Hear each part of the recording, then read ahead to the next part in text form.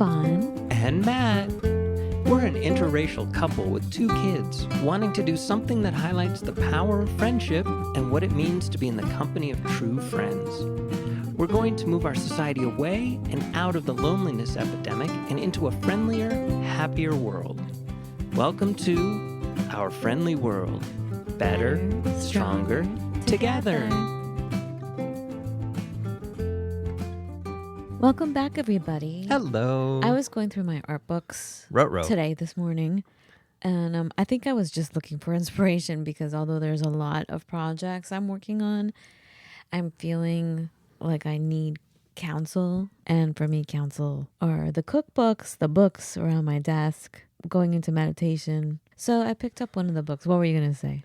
Oh, I remember reading a fable where the poet Rumi, they were debating if he should be buried properly or he should be flung out because he wrote such salacious poems, his love poems. Some of them are quite bawdy. They settled the matter in this story. They settled the matter by opening a book of all of his poems and finding one verse. And that was going to be the verse that determined his fate. And the verse said words to the effect of, "To heaven did he start."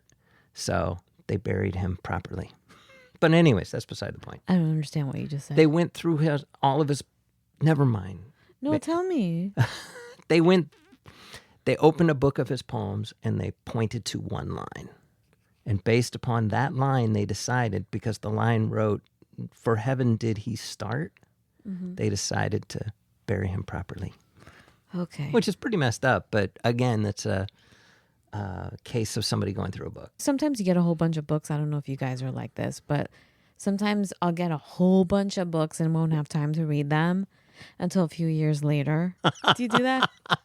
I do that. No. Well, just to have them on the shelf, I feel like through osmosis or something, I get info or I feel comforted by the books that are on my shelf. And no, I do not like digital. I don't like digital books. I want the book. I want the binder looking at me every day, giving me a message. Or sometimes I just touch it and I just feel comforted. And then I eventually go and start reading. Anyway, I picked up one of them today and I was trying to find inspiration because there's been a lot on my mind, but I'm like, what are we going to discuss on the podcast today, on our episode today with you guys? And I opened it up and it's saying everything we've been saying the last few episodes about stepping out and really finding your opposite to be friends with.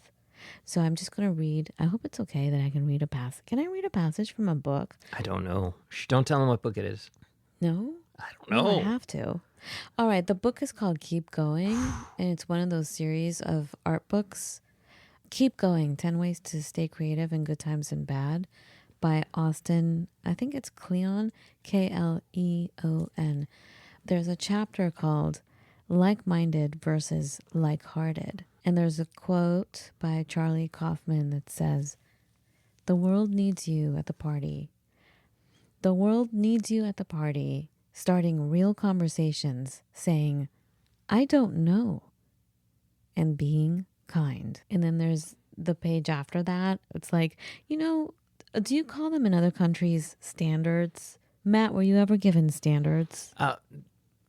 I don't remember what we called them. Now I would call them standards. But yeah, when you have to write a sentence over and over again. I can tell you for sure when I was a kid, they called it standards, which is when you were a kid at the same time. But oh my gosh, I got so many standards constantly. I had the meanest teachers starting from 4th grade on. They were ridiculous. Like 4th grade teacher gave me 300 standards saying I will not tattle when a friend of mine right outside of the classroom door was being beaten up by bullies because she was Middle Eastern. So I ran in trying to find help to make it stop. And she gave me 300 standards saying I will not tattle. Because I said, hey, they're beating her up. Right. Thanks, teacher. Another one of those moments where I was like, I have to take things into my own hands.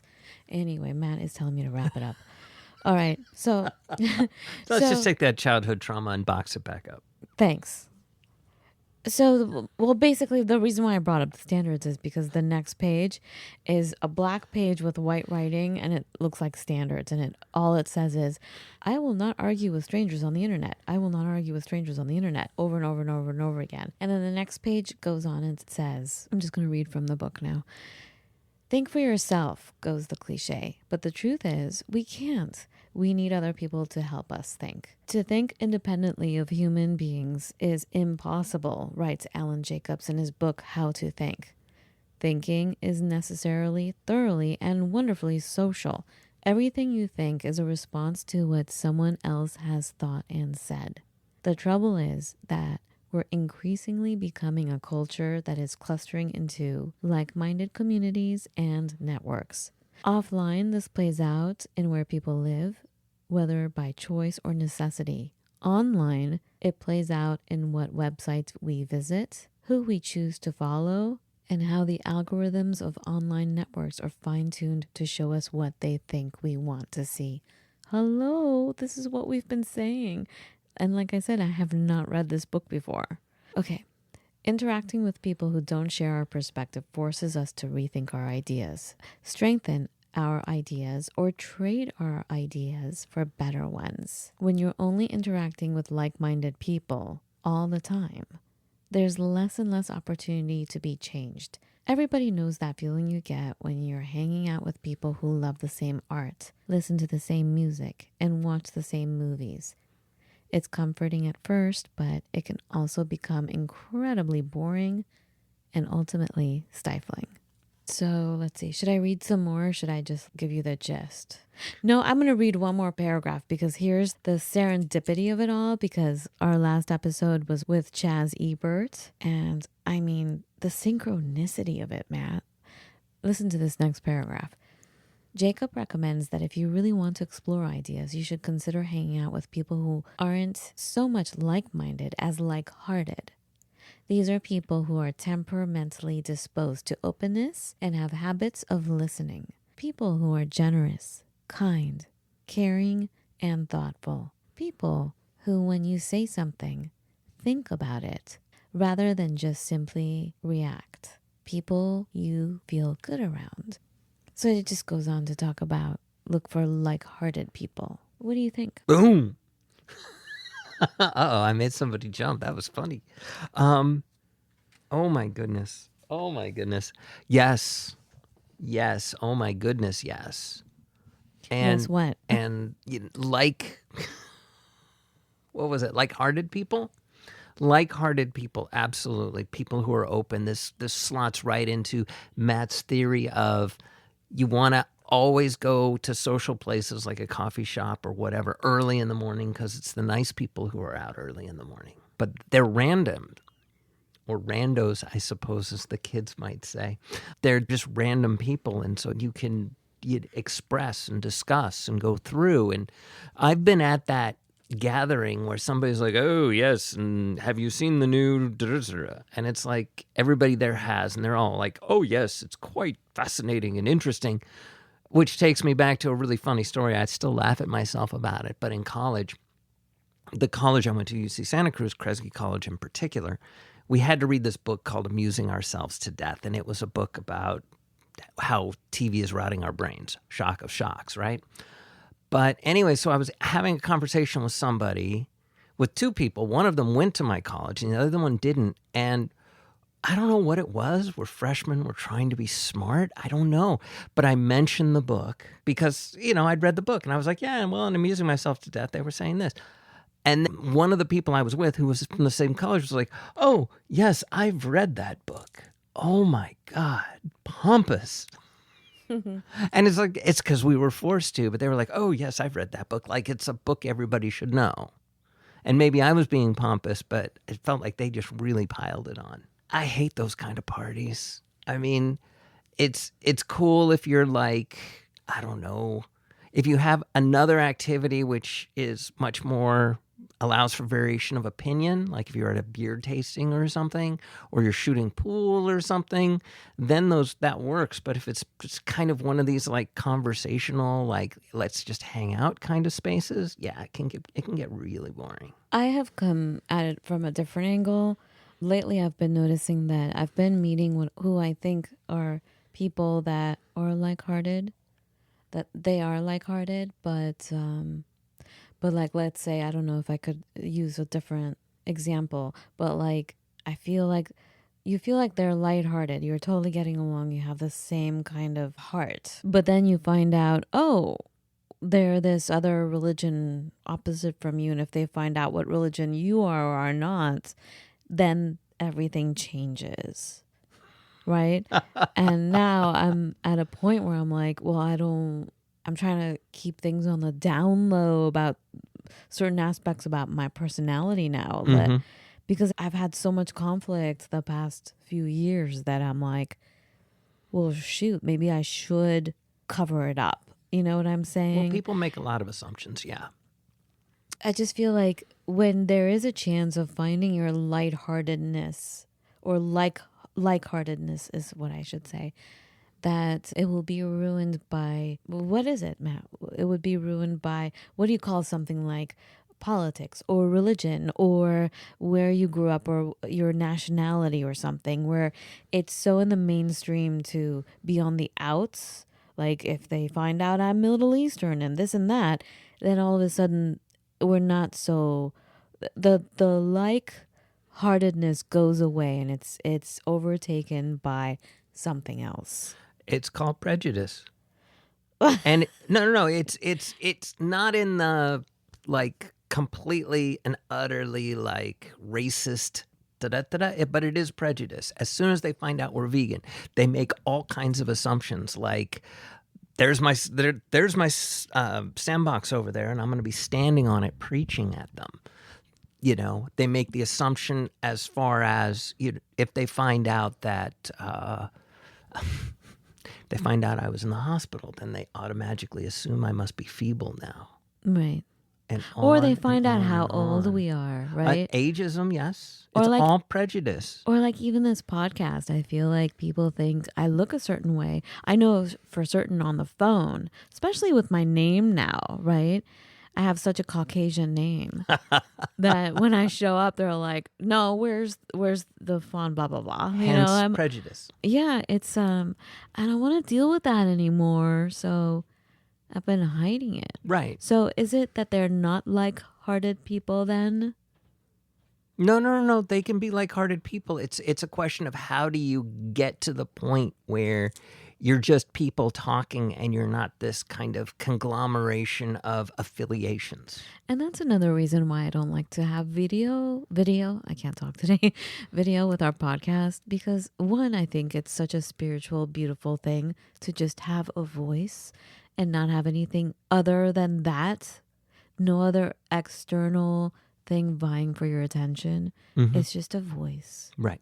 You know, it's something very calming about just hearing a voice and you don't have any other senses that are Yes. clamoring for attention. That's another reason why I like our podcast the way it is I could look like anything, you know. I could be tall. I could be blonde, blue-eyed. You know what I'm saying? Right. We could be running your voice through a filter. And we're not. We're not, but we could be. There's something so transcendent about how we're doing it. And I feel like if I were to be on video, I don't know, part of me is like, And by the same token, if I'm hanging out, if I'm hanging out at the library because one of my kids has a thing they want to do there, right? People look at me and they get to figure out, if they want, who I am, what I am. I've had 1 or 3 conversations that have been interesting and far roaming from people, with people there. And sometimes I just ignore everybody. It just depends on where my headspace is at too. But it's kind of fun. It's almost like a little present, right? If you're willing to explore, you can find out some really interesting things. which is what I was going to just ask is I'm like, I don't even know anymore. How do you find like-hearted people? Because there is so much now that's in the way in the form of politics and religion and geography and all of that. And also it could be because I'm very tired right now. So I'm like, it all looks bad. Well, honestly, so somebody looks at me. Yes, okay, he's Caucasian. Yes, he has long hair. And yes, when I'm out in the world, I am always wearing an NFL football team cap. But that's about it. I don't go around with a ton of logos, labels, and I'll do things that stand in opposition to where people stick their prejudices as far as long hair goes, as far as a football watcher, as far as, and I'll also engage people in conversations. And honestly, sometimes it's just like you throw something out, you see if it comes back, and that's it. And a majority of the time it doesn't, but making the effort is how you find like-hearted people, I think. Right. And how do you decipher between like-minded and like-hearted? Well, the thing is I can connect with anyone. So like-minded is a little tricky and sticky because Like-minded is superficial, isn't it? Fundamentally, we're all humans. We all need to eat. There's a million things that are similar that we can find if we look. It's just people draw their definition, they draw their personality, they draw their essence from these political stances or these boxes that they put themselves in to like be upset, almost to be upset about. So how do you tell the difference? I can connect with anyone. And But how does that explain to me how you tell the difference? Good for you, Matt. You can connect with anyone. I don't know what you're saying, though. I know. Am I not listening? You have to break through the barrier. And if you can't break through the barrier, then you're done. But I've generally been barrier? Like whatever they're holding on to, whatever's their kind of core key thing. So like I can remember running into somebody who just had to tell me how, like, people who have to tell you the one thing they have to tell you, not people who are willing to engage in a back and forth, and it can go skewing off into new directions. It can stay centered. It's like I ran into a guy who just had to tell me all about our prison system. And that was like, oh my God, he had to tell me. Got out of that conversation as fast as possible because it wasn't a conversation. It felt like he was preaching or he was lecturing. I also feel, so that's definitely like-minded. He was looking for someone like-minded. He was looking for something, yes. But I feel like the like-hearted, wow, I have trouble saying it even, like-hearted. I feel, again, because I feel tired. And I also feel tired, not only because there's a lot I'm taking care of, but also I've been disappointed a lot the last few years with people. So, like-minded, I feel like people lie. They'll do anything because they do recognize that they need friends, that they are lonely, that they lie. They live a lie to make it seem like they're like-minded. That's what I'm finding. I don't think your crew works the same way because you guys, like your friends, your guys, you don't really go into deep conversations immediately. Whereas I think the people I hang out with, we go deep into a conversation, but I think that is forced and it's a lie. They are not really like-minded. They'll put up a facade for as long as they can, and eventually they can't keep that facade up anymore, and then it leads to this disagreement, right? Or resentment that's been building up the whole time. Right. And then you find out, wow, gee, well, we weren't like-minded after all. So that's the confusion on my part. And I think that's one of the other troubles of the art of friendship and why we have a loneliness epidemic is because it's look at it how complicated it is. It is more than, hey, you need to go out there and make some friends and hang out with people. This is not just meeting the people. This is keeping our relationships. And then when you're keeping the relationship, you're finding out all these lies or these deceptions, right? These little hurts, right? And you're like, well, I don't want to do it anymore. It's better to just be by myself. But like the book said, we need each other. It's true. And that's what we say. We need each Yes. other. We just have to get through all this jumble. Well, we have to, it's almost like what we have to do, like, so nobody in the United States, I swear to God, listens to my music. Oh my God. Prog, power, Euro, no, none. So it's almost like I know as a conversation point, talking about music's a non-starter. And as soon as I reach that point, all of a sudden it's like, just be you, just be genuine and see where a conversation goes. And I've had the opportunity inside of the gas station crew. I've mentioned bands, and I've gotten some of the guys to listen to some of the bands, which has shown me the algorithm, but that's a whole other story because it'll pop up on his feed.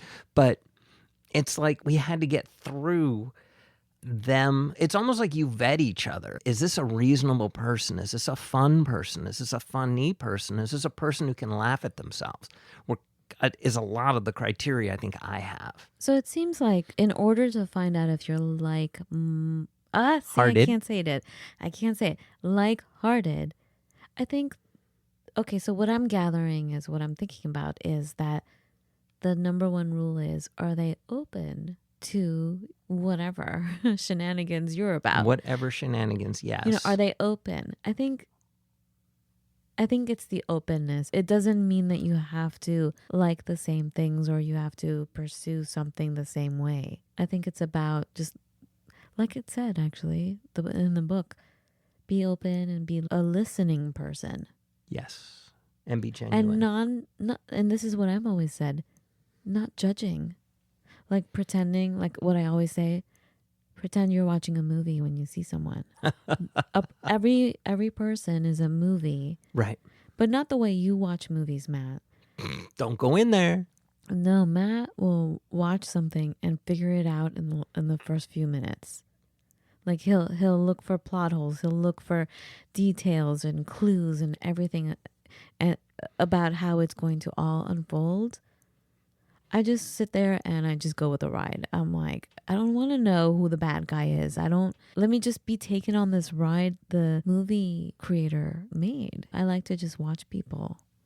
But that also gets me in trouble because I'm very open and I'm just like, hey, I'm just going to watch you without any judgment, but I don't necessarily have the same treatment by others. Right. I just get a lot of judgment. Right. Or a lie. And that's just it.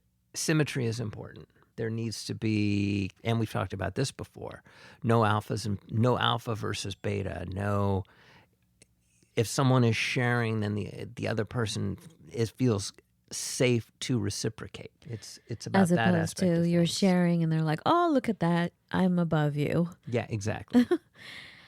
Okay, that's all I have to say. I mean, I'm gonna think about it some more. What do you think? Fair enough. Cool. Should we stop it here for today? A little short one. I think so. A little short nugget to chew on. Like-hearted versus Like-hearted. like-minded.